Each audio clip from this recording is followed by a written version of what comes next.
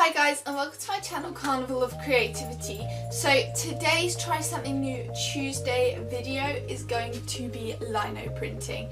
Now this is a technique that I learned way back in school, but I think it's really cool and the results you can get from it are just really effective.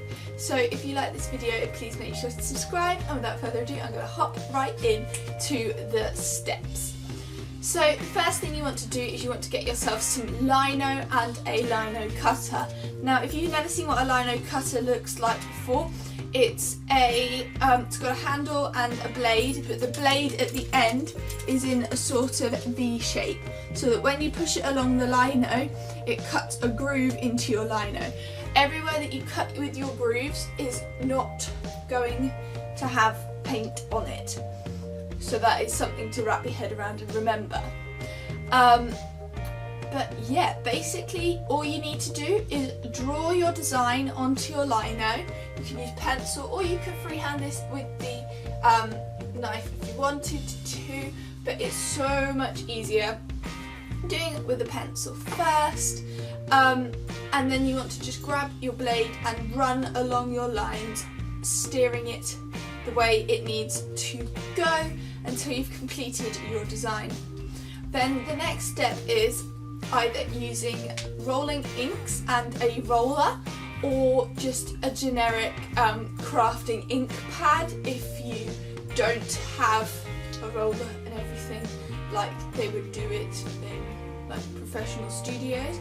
I just used a craft ink pad for this. You could also just gently roll over some thick like acrylic paint with a foam roller brush as well, just to cover it gently. And then all you want to do is grab your lino with the paint on, turn it upside down, flip it onto your paper and give it a good pressing down to transfer all that ink onto the paper.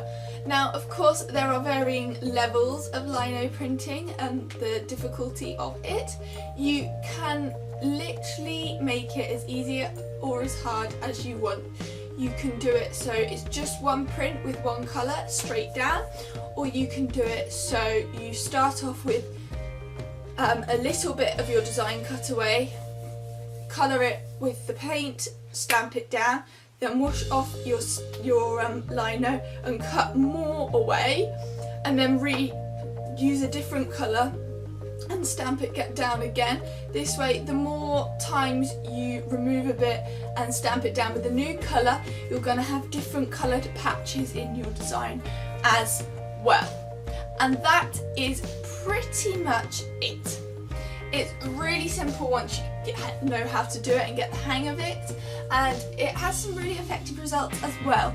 So please make sure to subscribe to my channel and give this one a go, because it's so simple and so much fun as well. And I will see you all next time. Bye guys!